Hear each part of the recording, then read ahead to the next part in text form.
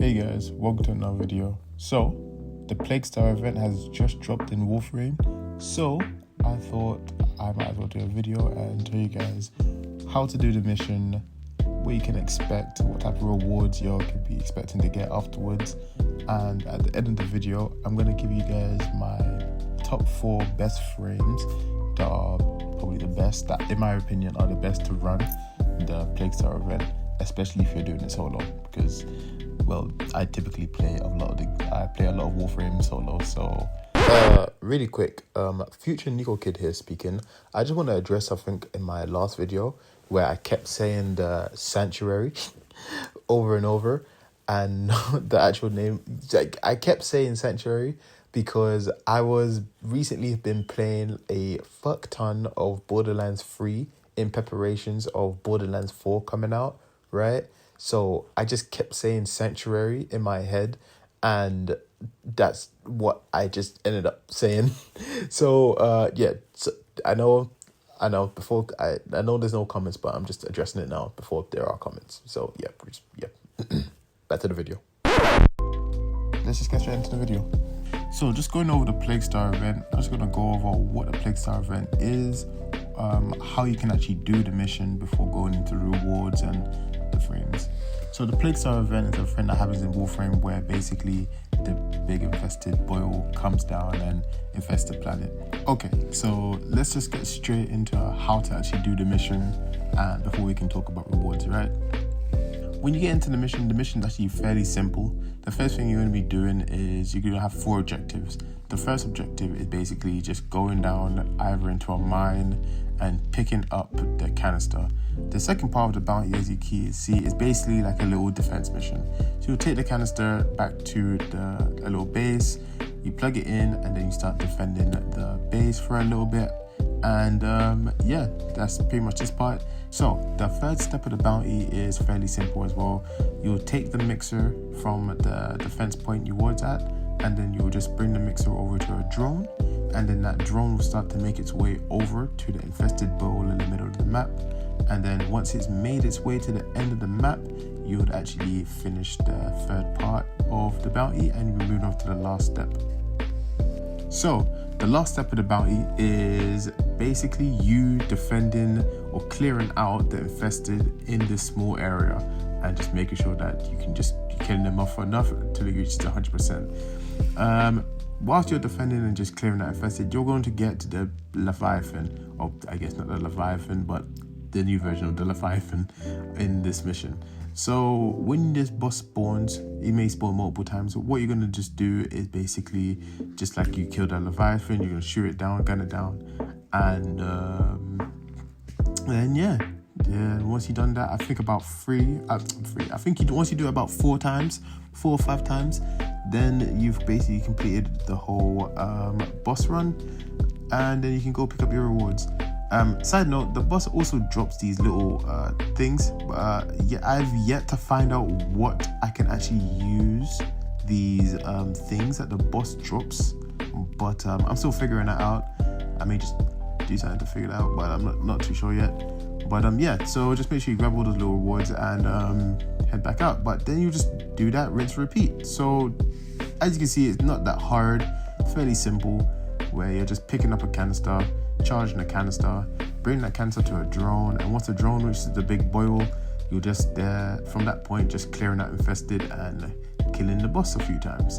And yeah, pretty much it. Pretty simple event. It's a pretty simple event for you, everyone to do. And yeah. Okay. So that being said, let's get on to the more important stuff of this event, the rewards. So once you get back inside, you can go back to Cetus and you can start to level up your Plague Star event. And once you leveled it up, these are all the rewards that you can get from the event. As you can see, there's a few items you can get, but the ones that are most important is going to be obviously the floof, most important thing. Secondly, the most important thing is the former, which you may be seeing a lot of people freak out over. and some other stuff like the sacrifice mod. There are some other things that are in the shop as well, like these little ornaments that you can use, like the hologram earth, and I think that's the the Pegasus ship. If you go down in the shop as well, there's some more cosmetics, like the jade light cosmetics, and I think it's cosmetic as well for your necromech and some Zar weapons, some other stuff. But the most important things in this shop that I think most people are going to be going for is I'm going to say two things. It's the former and floofs, right? But I got something else that I'm going to be focusing on personally. But let's talk about the former real quick, because the former that you're going to be getting from here is not like the blueprint when you're opening up relic packs. The former that you're getting here is the raw former, meaning that once you bought it with the stand-in, you're getting this former straight into your inventory. And for beginner players, you may be looking at this like, okay, right? That is that little thing that helps me make my mods a little bit cheaper for my guns and warframes. Okay, cool. And yeah, that is it's a pretty useful thing to have, and you may not value it as much as a beginner player. But for my veterans, you probably know how important and why people are freaking out over this.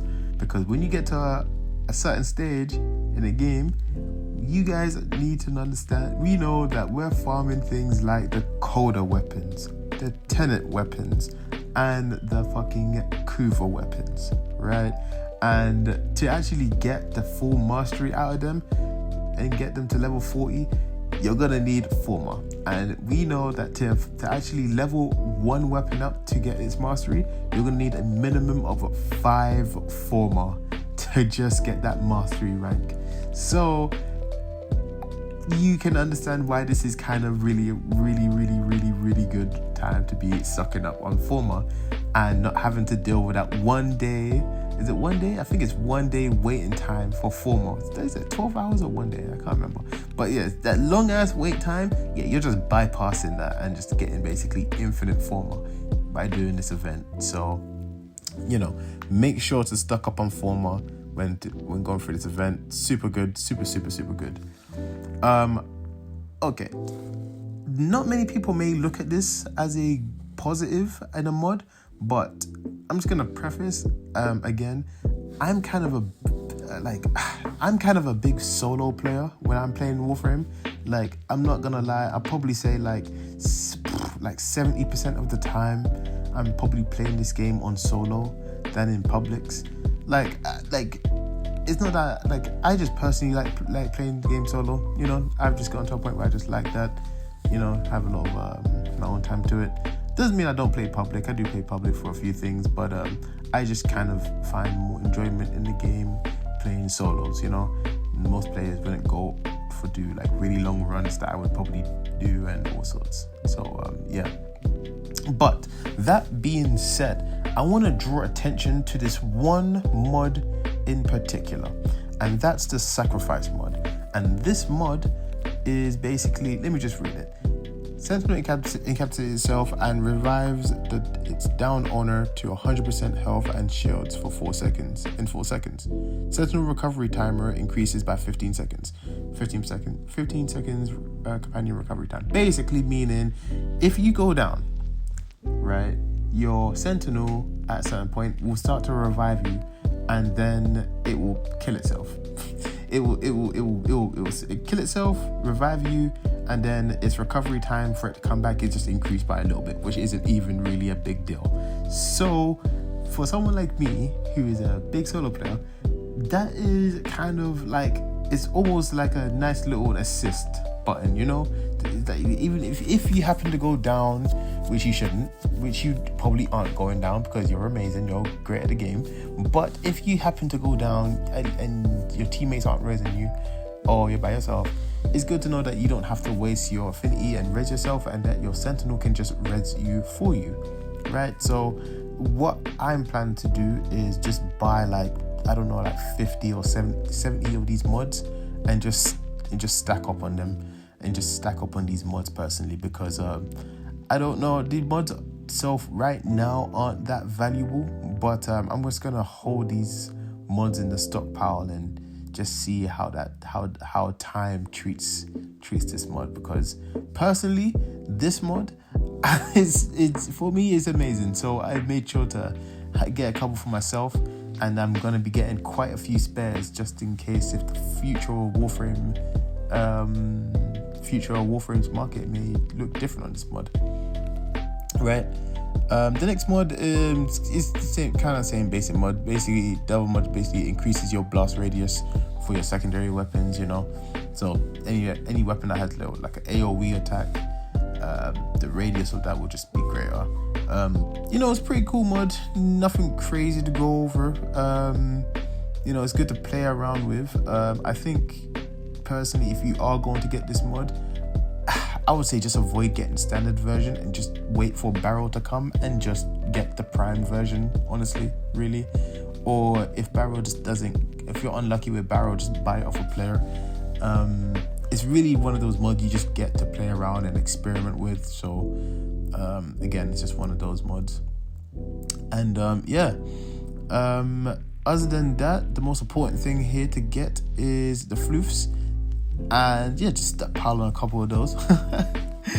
But if you guys were wondering to get the Eidolon Phalanxes, this is where you get it. Again, you can get this very early on before you even rank up. You just do the first mission, get it to 1,000. I recommend you to get to your 1,000 and don't rank up. Get to 1,000 and buy the Eidolon Phalanxes, and then you can start making them and just replay it and then use the Phalanx to just do the Steel Path version, and then you'll level up instantly for your first one, and then rinse and repeat after that, right? And yeah, that's pretty much it. Now, for the end of the video, like I said, I'm gonna tell you guys my top 4 frames to actually use in this event, whether you're playing solo or in teams. Obviously, I'm gonna kind of address this from a solo perspective, but again, you can I'm also gonna put in team elements as well. So blah blah blah. So as you can tell, the first frame I'm going to talk about for this event is Nova. Nova is practically super good in this event. She is amazing. Why? Because when you are in the stages of, let's talk about the very first mission, or not the first mission, but the first or second stages of the bounty. When you're in the bounty and you're doing the defense, first, Nova is just really good for just slowing down all the enemies and then just not having to really deal with having to actually defend it, and just slow down the enemies and not have to think too much.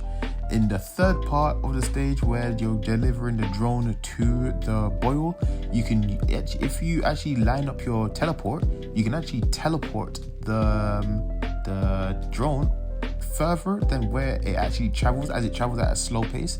So you can line up your teleport and teleport the drone further and get it to the destination even quicker. So it's good for those 2 first stages.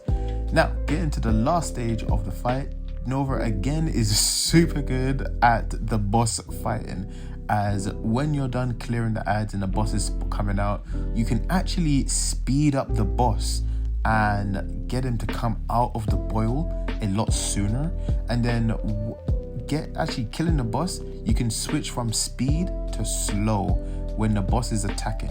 Because when the boss is attacking, especially the side of the boss that's holding the scythe, is probably the most difficult to shoot and just aim at because of how its head is positioned and how it's moving. It's really good to actually slow the boss when it's about to attack, and then just give yourself a bigger window of time to DPS the boss and get it down, right? So Nova is just really good at multiple stages of this bounty and just getting the job done quite fast. Okay, my second frame I would recommend you to bring would be Volt. Volt is super good again at most of the stages. When it comes to defending the little defense mission, I think at stage 2, again you can just spam your 4th ability and just shock all the enemies, kind of freezing them in spot and not having to deal with them, which is really great. When it comes to the drone, when you are actually speed boosting yourself, your speed boost actually affects your teammates and the drone as well, boosting the drone speed to actually travel the distance to the big boil a lot sooner, or faster should I say. So Volt is super good at those 2 stages and just keeping the mission just a lot speedy and just making it a bit faster overall. And again, when it comes to the 4th mission, he's kind of good at just his other ability where you can use the shield. Obviously really good at just giving yourself that damage boost at just DPS in the boss a bit more when it gets to that stage. So Volt, very good second pick choice if you want to go there. My 3rd frame that I would recommend you guys to bring would be Ash. The reason I say you can bring Ash to the fight is primarily of a certain mod that he can have on his shurikens, where it actually strips almost practically 100% of his armor, meaning that if you have this augment on Ash, when it gets to the boss fight, you can be a great asset for yourself or your team if you're bringing in a team, where when the boss comes out, you can actually use your shurikens, and with the augment you can strip the boss's entire armor, which is the yellow bar, and just have it gone. And where he's gonna have his red health bar, which will mean DPS in the boss will be so much faster, as you're not dealing with the armor and just dealing with the raw health of the boss and just speeding up the boss fight, which is most probably the longest part of the fight, super quick. So Ash, super good at bossing and helping yourself and the teammates. So Ash would be my big 3rd pick if you're going to do that. Last but not least, the 4th frame is Wisp. And the reason I say Wisp is kind of more of just utility, as again, when it gets to the last stage of the boss and you're just bossing the boss down or killing the boss, you can actually be a great asset for yourself and your team by just dropping down some of those orbs and increasing your fire rate, whether it's yours and your teammates, everyone just shooting a bit faster, DPSing the boss down faster. Obviously, it's just really great to have.